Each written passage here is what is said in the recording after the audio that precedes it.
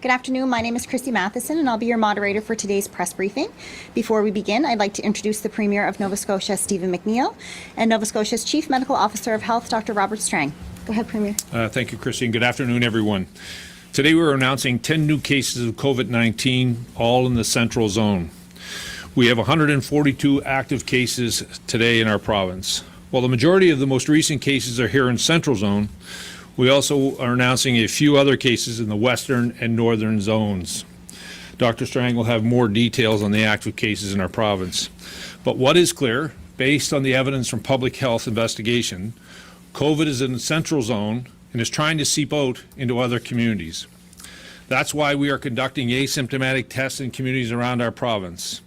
Outside of our regular testing stream, where people are going because they have symptoms, we've held a number of asymptomatic pop-up tests in Dartmouth, Halifax, and in Wolfville. And I want to thank those people who have volunteered to help us run these clinics. The lab workers who have worked tirelessly to ensure that the test results get out, and of course the people who have turned out in the cold rain and have waited hours to get tested, even when you don't have symptoms.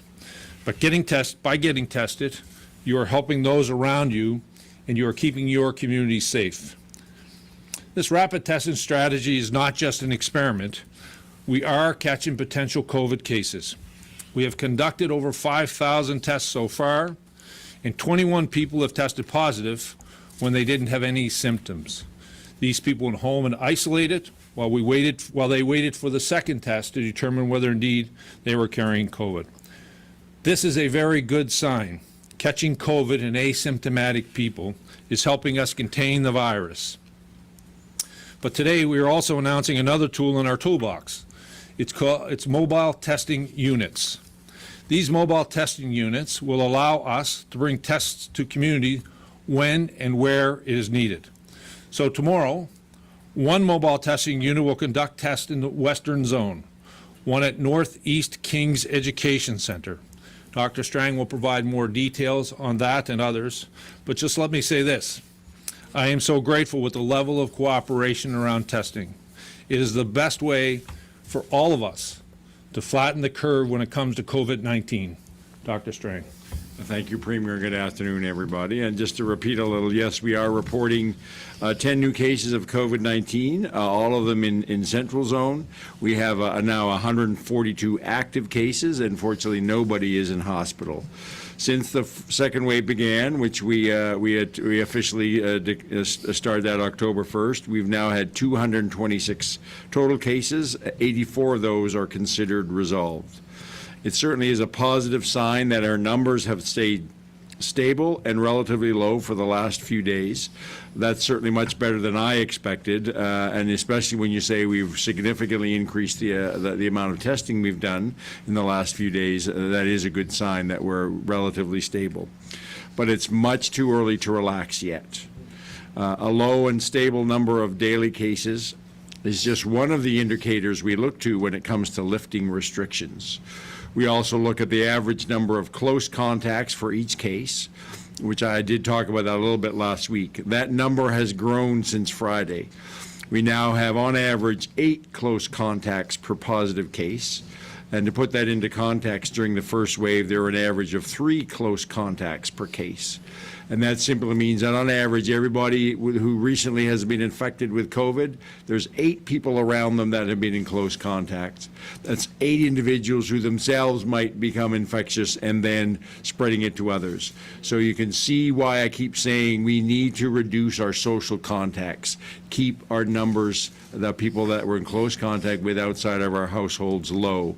And because every additional person, we just increase the chance for any exposure to then amplify very quickly.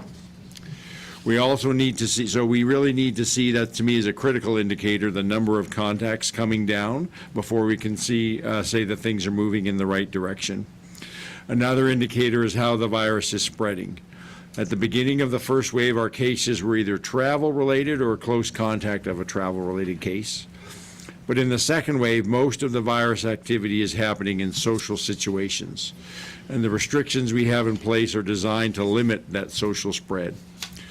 So it's really important. It's because of that social interaction, the social nature of the transmission of this virus, that we need everybody to continue to respect gathering limits, keeping physical distancing as much as possible, staying home or going home right away if you're feeling unwell, wearing a mask where it's required, washing hands, and cleaning surfaces frequently. The restrictions that we have in place for the Halifax areas are going to stay that way at least until December 9th. As we get closer to December 9th, we'll look at all these the different indicators, and we'll decide if we need to extend the measures, and if so, which measures might need to stay in place and for how much longer. We're also certainly looking at if there's any cases in other areas, and is there a need for us to extend the restrictions geographically as well. So far, we have not had to do that. I'll talk a little bit more about the school we're investigating. The cases in the northern zone, all of them have been on the edges of the boundary between the northern part of the province and HRM, and all of their exposures have been in the Halifax area.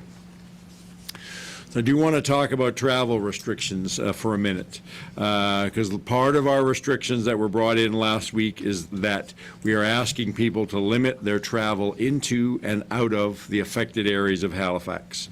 And those areas are starting with Hubbards all the way through under the peninsula, over to Dartmouth, all the way out to communities around Porters Lake, and then up north to Bedford, Sackville, Fall River, as far up including Enfield and Elmsdale, and over to Mount Uniacke. This is where our virus activity is focused right now, and we want to keep it that way. We know that when people move, the virus moves with it. And we want to do as much as we can to protect the rest of our province while we try to bring COVID under control here in the Halifax area. So essential travel is still permitted into and out of the Halifax areas. That means travel for school, work, or medical appointments. So if you live in Hubbards and work in Bayers Lake, that is essential travel. If you live in Lance and go to school in Halifax, that's essential travel. If you live out in the Eastern Shore and have a doctor's appointment at Dartmouth General Hospital, that's essential travel. So these kind of things can continue. It's important that we allow that to happen, including how we have many healthcare workers who we need to sustain our healthcare system. And unfortunately, I need to say this, but we have people that are traveled as part of essential travel should not be judged, stigmatized, or denied access to services in their home communities. I've been informed by some paramedics who work in the Valley, have as part of their work, transporting patients into the Halifax area, who are being denied access in restaurants in their home communities. That's not okay. They're there to help all of us. And this essential travel we shouldn't judge or stigmatize, and we should not deny care or support or access to service for anybody who is still traveling in and out of Halifax for necessary reasons. However, non-essential travel is an ongoing concern. Anything that falls out of the scope of work, school, or medical travel is non-essential. So coming into or leaving the Halifax area to go shopping should not happen. And unfortunately, I heard stories about that this weekend. Lots of cars in the malls in Truro, people saying they're from Halifax. I can't verify that, but it's troubling to hear that. I've heard stories about people planning to go outside of leaving Halifax to go out to get your Christmas tree. That's all very nice, you cut down your own Christmas tree, but this year, if you live within the affected Halifax areas, you need to stay within those areas and get a Christmas tree another way. I've even heard a story about people were overheard saying, well, we're going to go up to Wolfville and have our birthday dinner up in Wolfville, people right in Halifax. That's not okay. If you live in the Halifax areas, stay in the Halifax areas unless it's for work, school, or medical treatment. If you live outside the Halifax areas, don't come in unless it's for work, school, or medical treatment. It's critically important that everybody takes this seriously, because every person that moves unnecessarily is increasing the chance of the virus being spread to other parts of the province. So if you want to shop, that's okay, but shop close to home and respect capacity limits and other rules. It's certainly okay to get a Christmas tree, but find one close to home. And it's okay to celebrate things like birthdays or other special occasions, but again, if you're inside the restricted area, host it in your own home with members of your household and no more than 5 additional guests. We're also getting reports in government that people are coming into our Access Nova Scotia centres from outside of the affected Halifax areas. So if you live outside the affected Halifax areas and you have an appointment booked at an access centre that's within the Halifax area, you need to rebook that for an area or for a later time, or book it in an access centre that's not part of the affected Halifax areas. Many of those services can be also done online, like renewing your driver's license, your license plate. We'd encourage everybody to do that online. I'm also hearing stories from multiple places about visitors, and this is certainly at the Access Centre as one of the places, that people are coming in not wearing masks. And it's certainly by anecdote, it's much more than you would expect with the percentage of people who have a legitimate reason for not wearing a mask. I'm certainly hearing the same about buses, and I had a conversation with Jacques Dubé from HRM earlier today, that people are just flat out refusing to wear a mask on a bus simply because they don't want to. We need to remember that bus drivers are essential workers, and for some, taking a bus is essential. We need bus drivers to come to work each day so that we can get where we need to go. So we have a responsibility to do our part to make their workplace safe. You may not like to wear a mask, that's okay. You don't have to like it, but you still need to do it. So stop looking for loopholes, stop making excuses, stop arguing with the people who drive our buses, who work in our access centers, and who manage our retail stores when they ask you to put on a mask. Masks are an important part of our COVID response plan, and they work. I was reading something yesterday, some recent research from the state of Kansas, where they left the decision about requirements for masking or not to a county level. And when they've gone back and looked at it, the counties that chose to have requirements for wearing masks had much lower levels of COVID cases than the counties that did not require masks to be worn. It's clear masks work. They're a necessary part of our multi-barrier response to COVID, and they are safe. And I know it's challenging to enforce masks because we still need to accommodate people who have a legitimate reason to not wear a mask. What we don't want is to set up environments where people are denied access to public spaces like stores or public services like a bus because they can't wear a mask. And I'm going to make this personal. I have a son with a significant disability. He's 15 years old. He cannot wear a mask. We are very careful about where we take him, but sometimes we do need to go in public places. So I use that as an example, as don't judge people who can't wear a mask. We don't know what their story is, but at the same time, don't make excuses for not wearing a mask just because you feel you don't want to. This is about rights and responsibilities. People have a right to a safe workplace. People who have disabilities have a right to access public spaces. And all of us have a responsibility to wear a mask if we're able to, and respect and accommodate the rights of others. So the bottom line is, if you can wear a mask, just wear one. No loopholes, no excuses, just wear the mask. It's the very least we can do to keep each other safe right now. Retailers and others, if someone identifies that they are simply choosing not to wear a mask, you do have the ability to ask them to mask or leave. And to the anti-mask people who I've seen footage of deliberately violating the masking requirement and deliberately getting in close contact with others while being forcefully asked to go away, you need to stop. And that's my rant on masking. I'll move on to testing. I want to provide a bit of an update on testing. Last week, I shared the details of our asymptomatic testing strategy, which includes 3 important new elements. First, the rapid testing pop-ups, which have been in several locations in Halifax and Dartmouth and made their first stop outside of HRM in Wolfville yesterday and again today. The team is also at the YMCA on Gottingen Street today. Since this pilot began, they have done 5,477 rapid tests, and as the Premier said, 21 positives. And all of the positives, because of the lower accuracy of this test, every positive has to be validated by a second PCR test. So we know that those tests are less accurate, and we are doing that validation. That's an important step. But those initial results allow us to take rapid action. If people are positive, they're told to isolate until they get their confirmatory test.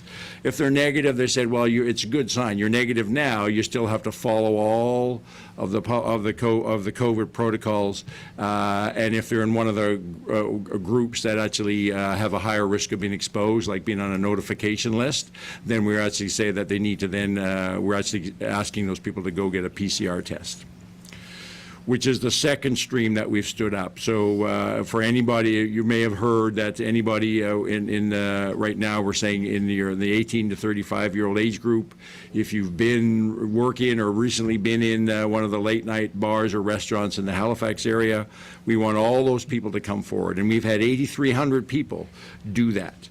And I want to say thank you to each and every one of them. We're hearing lots of stories about how people are recognizing that it's not just for themselves, but they're coming forward to be tested because they feel that's one of the things that they can do to contribute to keeping the rest of their community safe. And we are continuing to do that testing, and of course any positives that come out of that are reported as part of our daily release. And again, going back to the pop-up testing, if we have a confirmatory positive from the pop-up testing, we report that as part of our daily release as well. Last Friday, we started routine asymptomatic testing for staff and volunteers in long-term care facilities. We've already tested over 250 people in 3 homes, Northwood, Ocean View, and St. Vincent's, and we're in the process of expanding that to 6 more facilities this week, and we'll continue to roll that out across the province, and that will be done on a regular basis, adding one more layer of protection to protect our most vulnerable citizens. And then tomorrow, as the Premier said, we're adding the 2 public health mobile units, which will start to be deployed to support better access for testing when we have things like an outbreak or a cluster and then we need to bring testing directly on site. These are 2 20-foot vans that are staffed by trained public health practitioners. They're trained now in collecting the swabs as well as doing all their initial public health work, starting out in counseling people on COVID protocols. These aren't the drop-in testing centers. They're not going to replace those. These use the actual swab for PCR testing. And certainly when we would deploy a mobile unit, we will work with community partners to make sure there's a notification of the surrounding community and we're getting the people that we're seeking to get tested to come in to get tested. So the first place we'll be using this, one of these vans is tomorrow, supporting testing at the Northeast Kings Education Center in Canning. At that school, we're continuing to contact people who should be tested, and we're asking them to, set up an appointment for tomorrow. Again, this is not a drop-in situation. We are contacting people directly and getting them to make an appointment. At that school, we've had 2 cases that we're still unclear about how they're linked, and we're doing this testing as a way to get a better sense of how the virus may have spread within that school community, if it has spread at all. So far, a lot of the testing we've done to date we've only had the 1 additional positive, but we need to do further testing among other contacts and identify any possible asymptomatic testing. So this is an important step. This is another, this mobility it gives us a much better tool to be agile and flexible as needed across the province. So I want to thank my colleagues in public health who have worked extremely hard on this. I was talking to them earlier today. Outfitting one of these vans usually is a 6 to 8 month process. It was done in 100 days. So thank you to the companies that did the work. Thank you to my colleagues in public health who were part of that and made this happen in as rapid a manner as possible. And thanks to all my public health colleagues who are now willing to do the additional training and now going to be part of these mobile units. There's one new measure we're putting into place today. Effective tomorrow, we're reducing the number of designated caregivers for residents in long-term care facilities from 2 to 1. So that means every resident can have one designated caregiver, and this applies across the province. I know this puts some imposition on families and the residents, but we felt it's a necessary step at this phase where we're at with COVID that we restrict it to one caregiver who then follows all the appropriate protocols to minimize the chance of anything coming in from the community into our long-term care facilities. We're nearly a week into the most recent restrictions, and as I've outlined in the metro areas of HRM and Hants County. And as I said, it's too early to be sure what kind of impact this is having. I'm encouraged by what we're seeing to date. Not only the epidemiology, but certainly the overall compliance, although I've identified a few challenging areas. For my colleagues at the Department of Labor, they visited a number of retail locations around the city this weekend as part of our ongoing monitoring and enforcement, and found that all of these retail locations were in full compliance with the COVID prevention measures, including reducing their capacity with a very short timeline to implement it down to 25% of their allowable capacity. And there we're going to continue to have that enforcement, especially at malls and our big box stores in the week and the weekend ahead. And I certainly recognize and I want to acknowledge for retailers how difficult it's been, especially at a time when it's a peak shopping period. But I want to acknowledge the cooperation and the understanding from the retailers and their willingness to be creative and adapted and to do their part as well to bring COVID under control. So as I said, we're going to continue to review our situation, and this time next week we'll be looking carefully at where we are with restrictions. Do we need to extend them? If so, is it a time frame we need to extend them? Do we need to extend them geographically? And also how we might start to lift them. But I think it's important for people to understand that even when we are able to start to lift restrictions, it'll need to be done slowly and carefully. The changes in how we shop are the first really visible way that COVID has and will impact our holiday season. But it's not going to be it's not going to be the only way. It's not just shopping restrictions. We need everybody to expect and understand that we're going to have a very different holiday season this year, one with smaller and fewer gatherings and less travel. Everybody's traditional holiday traditions will need to look different, whether it's where we go to pick up a tree. As I said, it's much smaller family gatherings, maybe doing virtual annual celebrations with friends and coworkers. But the spirit of the holiday season, for whatever reason you celebrate it, is more relevant than ever. And so I really encourage people to focus on what we have around gratitude and generosity, kindness and community, compassion and caring. Focus on those and how you give those, not what we're not able to do this year. We want everybody who's here this year to be around next year to celebrate our holiday traditions in a much more normal way. Before I wrap up, I just want to call your attention to the red ribbons that I'm not sure I forgot to give you yours, Premier. Do you have a red ribbon on? Don't. That's my fault. I'm known to wear a lot of red, though. I have a second. My apologies. You're supposed to be wearing that. Anyway, the red ribbon that I am wearing, that I just gave the Premier, is World AIDS Day today and the beginning of Aboriginal AIDS Awareness Week. The COVID-19 pandemic has hit certain populations harder than others, and the HIV-positive community is one of those. People living with HIV are at a higher risk of severe COVID-19 infection, and this has created a lot of challenges when it comes to accessing and delivering services and supports. There are many people and organizations in this province who work hard every single day in our fight against HIV, and World AIDS Day is an important time to recognize that work. So I want to thank all those organizations, all those people for their dedication. And I encourage everyone to take a moment today to honor our friends and neighbors living with HIV and those who have died. Thank you, Premier. Thank you, Dr. Strang.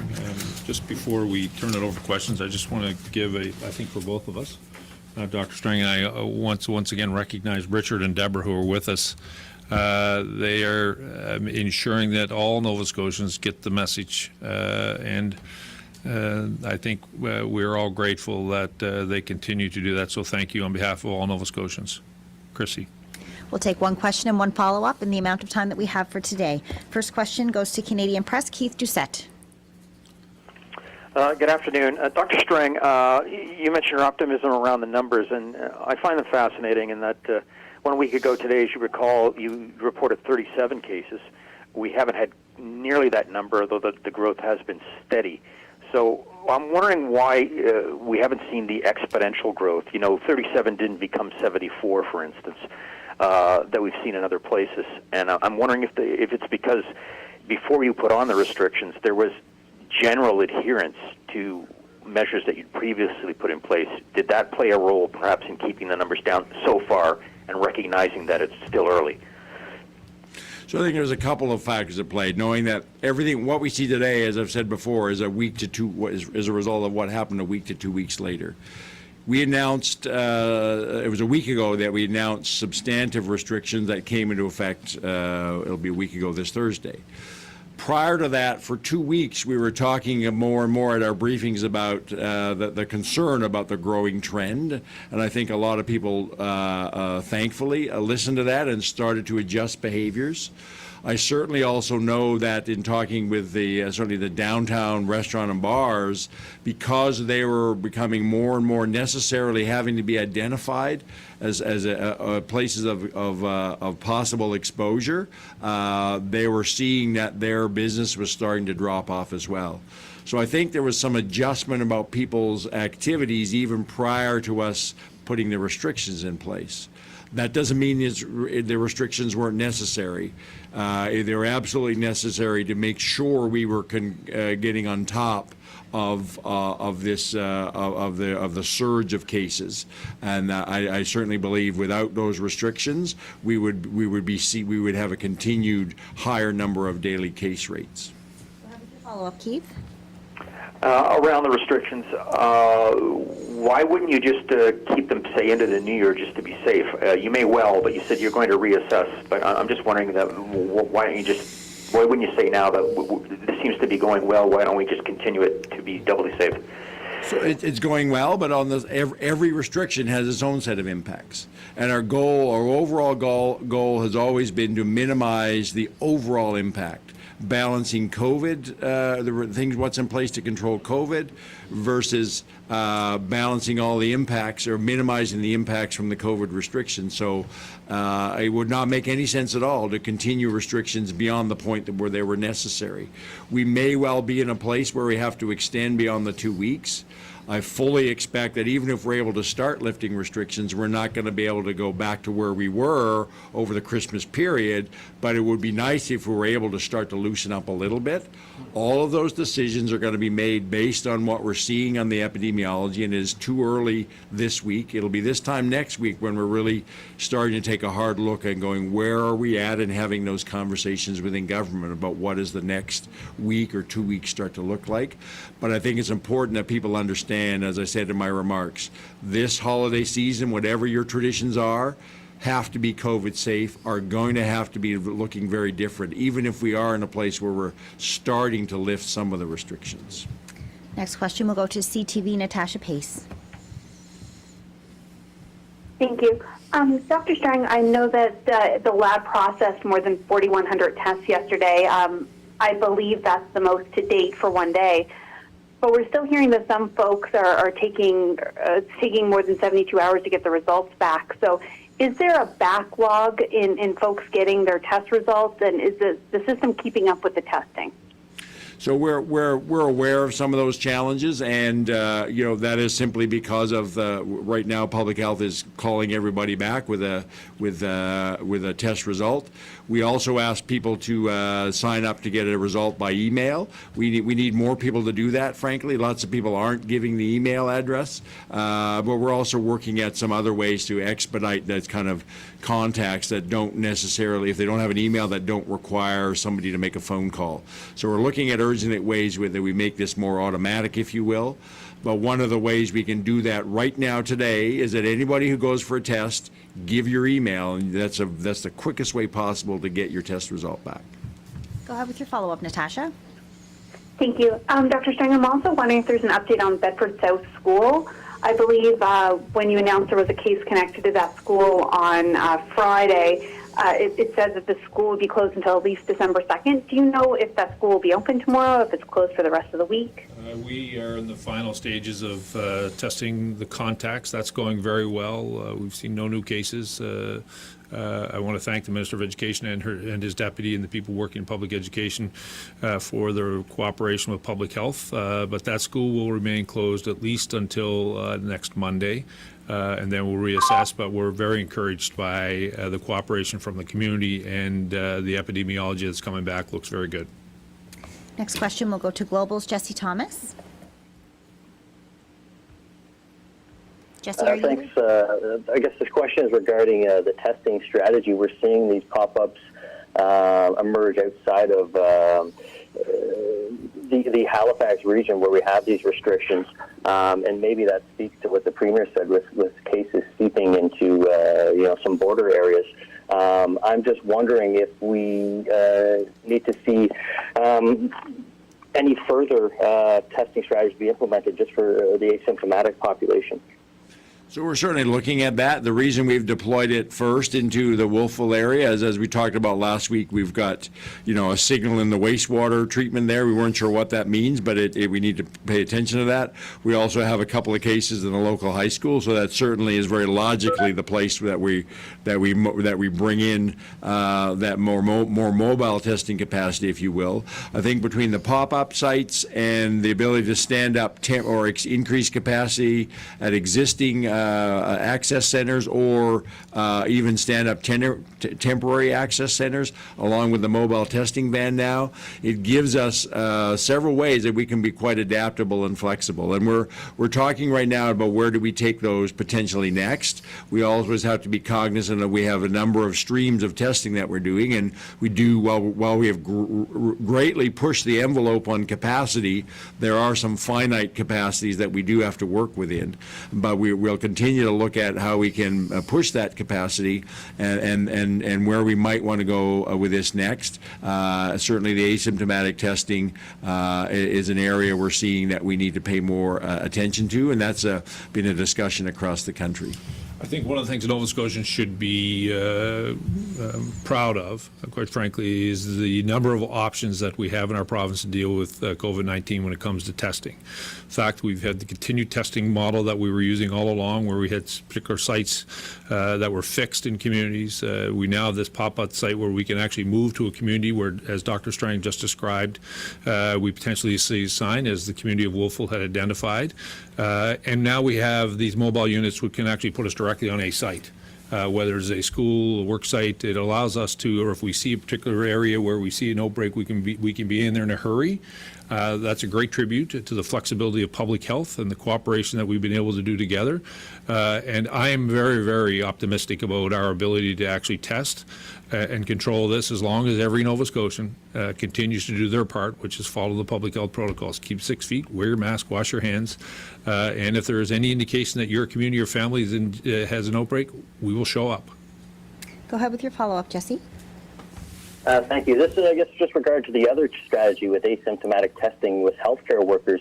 Is that capacity limited to long-term care home workers at this point, or are we looking to do that into all healthcare facilities? I know recently Nova Scotia Health has said there might be 6 active cases among healthcare workers within their organization.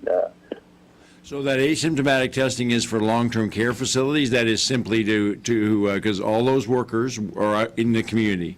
So it's simply another layer with all the other things we've already have in place, is making sure we're minimizing the chance for COVID-19 to get into our long-term care facilities. We're all too familiar with the potential outcomes of that.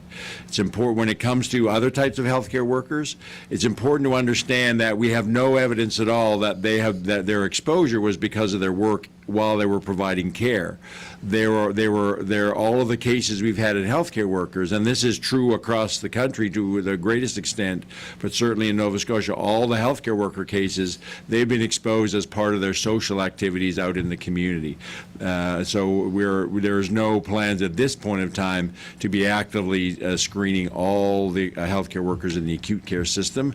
All my colleagues who are responsible for those acute care systems don't feel that that is necessary or appropriate certainly at this point in time. Next question will go to CBC Jean Laroche. Good afternoon, Dr. Strang. As you know, Phase 2 plan for long-term care involved the creation of regional care units, 6 of them. How big a problem is it in your mind that the one in the central zone, Halifax, which is seeing the most virus activity right now, isn't ready yet? As you know, Ocean View was supposed to service, if you will, 15 other nursing homes. So I'm not intimately aware of the details of that, what's going on, but I think this is a short-term issue, is my understanding, that we're working on some of the staffing issues. I think we're fortunate right now that we have lots, and we have lots of other layers of protection in our long-term care facilities. They're actively working as quickly as possible to make sure that that facility is up and going as soon as we can.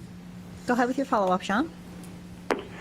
And as it relates to masks, over the past number of months, I've heard you cajole, I've heard you warn, I've heard you plead for people to put their masks on. Is there anything else you'd like to see the province do to ensure those who can wear a mask do wear a mask? So this I am part of the province. So and this is something. It's as I started. He wanted to write a bad story, so he wanted to blame me. You can now go ahead. I mean, this is a challenging one. If you make it required, then all of a sudden you've penalized people who actually have a valid reason for not wearing a mask. And we have to respect that. We have, like anybody else with a disability, we have to have accommodations. And I would argue, why do we have to police something when it's not that hard for everybody who can wear a mask to wear a mask? I think the challenge is for Nova Scotians, every single one, to step up and do the right thing and not rely on government to have to police this. Come on. Next question will go to Stuart Peddle with the Herald. Stuart, are you there? Moving on to Lindsay Armstrong with All Nova Scotia. Thank you. I'd like to ask the question to the Premier directly from the Auditor General report that was published this morning. What oversight exists to ensure that COVID-19 allocated funds will achieve government's intended outcomes? And when will the province release an economic recovery plan? So I haven't seen what the Auditor General put out today. I can tell you we announced $228 million in stimulus spending capital plan. Every tender that has actually been awarded is actually on a website out in front of you. I've sat here from the beginning talking to you about the programs we've set aside to support businesses who were forced to close in the first wave.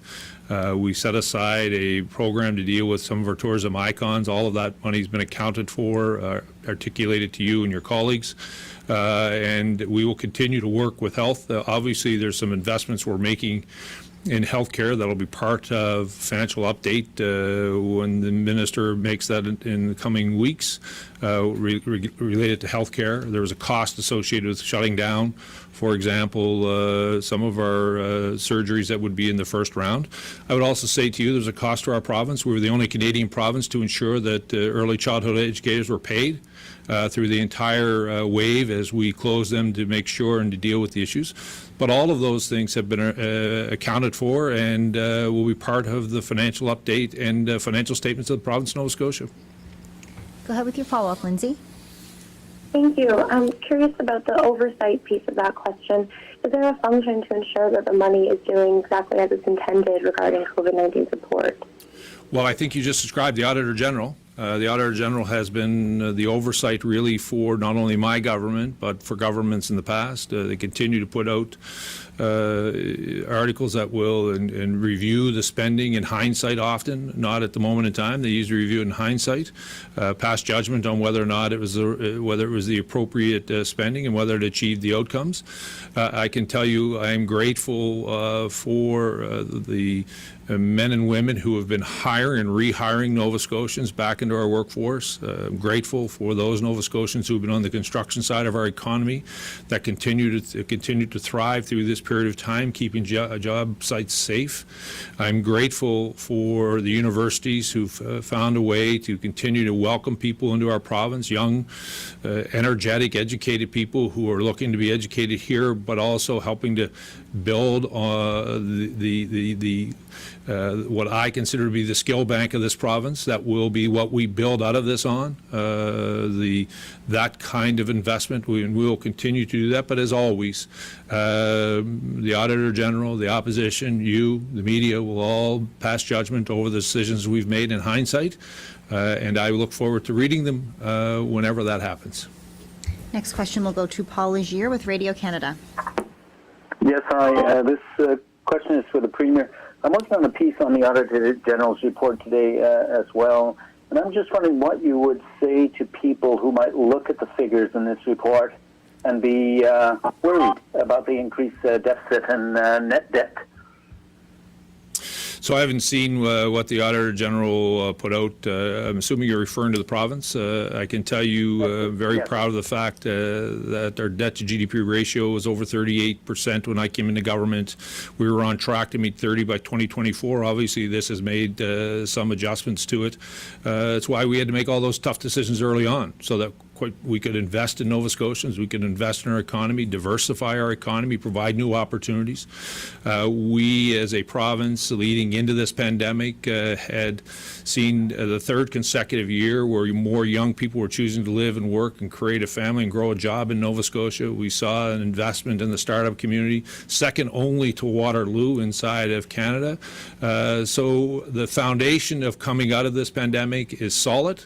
But I think all Nova Scotians want us to do what we can at this moment in time to try to support those businesses who are being forced to close, at the same time making sure that our children are being educated in the right environment, in the safest environment, which would be a classroom at all possible, ensuring that young people have childcare.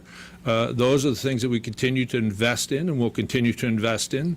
But the foundation is better in this province, that I would argue, than any other Canadian province to find our way out of this pandemic in a positive way. And I will do whatever I can to help whoever becomes the next Premier to do that and to continue to support this community. Go ahead with your follow-up, Paul. Yes, it's Dr. Strang. I'd like to know how many of the 21 people that tested positive with rapid tests also tested positive with a lab test. Do we have any sense of how accurate these rapid tests are proving? Yeah, I don't have the full numbers in front of me. That's part of the ongoing evaluation, but I am aware that at least 2 of those were tested negative, so were considered to be false positives, but I don't have the breakdown of all 21. I'm going to loop back to the Herald's Stuart Peddle. Stuart, are you there? Yes, I am. Sorry about that earlier. I had a bit of a phone technical issue.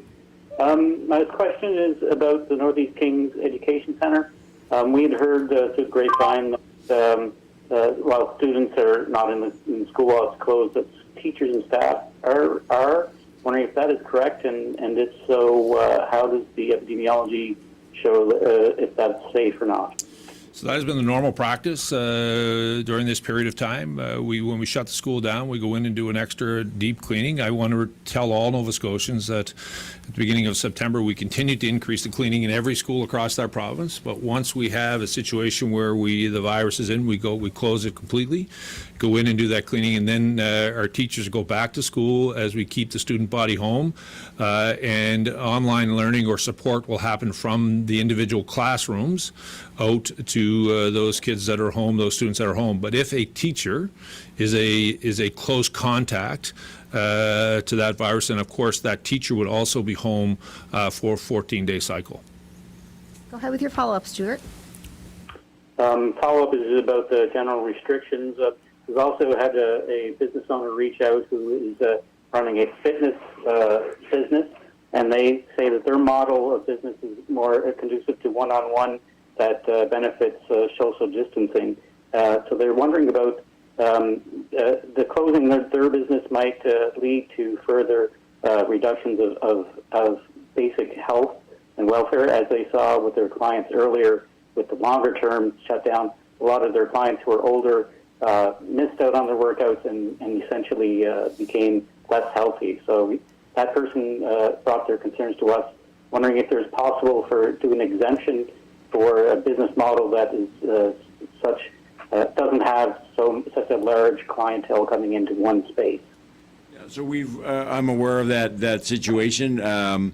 Right now, we've said it's a time limited. As part of our regulations, we're being really tight. We're not giving exceptions and looking at special circumstances. I've learned very clearly through this, as soon as you do that, then there's a whole queue of other people wanting to give in the same treatment. So we're going to keep the restrictions really tight, including closing down all for-profit and not-for-profit gyms, fitness centers, etc. It's for a short period of time. They can certainly do some, like many other businesses in this area have done virtual online fitness and exercise classes. They can absolutely do that. But our goal is to remain very tight for the shortest time possible. And every time we give an exception, it creates another opportunity for a breakthrough that might then be the reason why we have to extend. Next question will go to Tim Biscay with the Halifax Examiner. Hi, Dr. Strang. Many of our listeners have long been interested, our readers rather, have long been interested in the wastewater testing. And I'm wondering if you can discuss that for a bit. And can you tell us who's conducting that and what the results are, and if there's any opportunity to bring that to other communities in Nova Scotia? So that is we have a researcher here at Dalhousie who's part of a group of researchers across the country, and it is very much in the research phase. And the question is, what is the potential for wastewater treatment? So if you pick up a signal, you can't attribute it to any one person, but is there a role for screening testing wastewater samples for COVID-19 really as a very early detection method? And so this is this network of researchers. We're excuse me, still very preliminary. We're waiting to receive the full proposal on this research, even locally, to see where we might be able to extend it. And we're connected in with the researcher in terms of from an infectious disease and public health expertise, because the real question is, well, what is this really telling us? So it's just one line of research, as with COVID, that has some potential application. But I think people need to understand that we're connected in, and when there is a signal, even though we're not sure what it means, we're interpreting it that there may be something going on. And for this time, it was the Wolfville community, and we responded by acting and bringing in testing. The good news is that even all the testing we've done over the last number, over the weekend and yesterday in Wolfville, we're not, other than the couple of cases in the local high school, we're not seeing new positives, which to me is an encouraging sign that we haven't had spread into that community yet. Go ahead with your follow-up, Tim. With the, I think the Premier said that there were 8,300 people who got tested who were associated with the bars in HRM. I don't know if anyone knows, but is that all of them? Is that a big percentage, or do you have any feel for that at all? So, I mean, there's no way to figure out what's the denominator in that, but what we have seen is that the number of people coming forward with that have started to drop off over the last few days. Certainly had great uptake. There was lots of awareness, lots of sharing on social media. So I think, and certainly the age group who are very connected socially and through social media were well aware of this. And I think our assumption is that we've reached the vast majority of them, and whether it's through the PACs or some of them were going to the pop-up testing, and we're starting to see a decreasing demand. We're ending that in the Halifax area on Tuesday, and we're in active discussions about what we do with that existing capacity and how we might use it in different ways around asymptomatic testing. Next question will go to Kyle Shaw with the Coast. Thank you. As other parts of the world get deeper into this second wave, we're hearing about overflowing hospitals, ventilator shortages. It's just like the first wave all over again. So, Dr. Strang, is ventilator capacity something you've thought about at this point in our second wave? Like, does Nova Scotia even need ventilators, or do we have enough? Do we get the ones we ordered in the first wave? That sort of thing. So we built a ventilator capacity. We have sustained that. Certainly the right folks in the Nova Scotia Health Authority are working very clearly about making sure that we would have the maximal ICU capacity that we would need to if necessary. Our whole goal is to not even have to do that. If you look around the rest of the country, they have significant pressures on our healthcare system. So far, we've avoided that. And why we're acting so strongly, so quickly, is to keep it that way, and to protect both our hospitals and protect our long-term care facilities. Go ahead with your follow-up, Kyle. Okay, and it actually is a follow-up related to hospitals.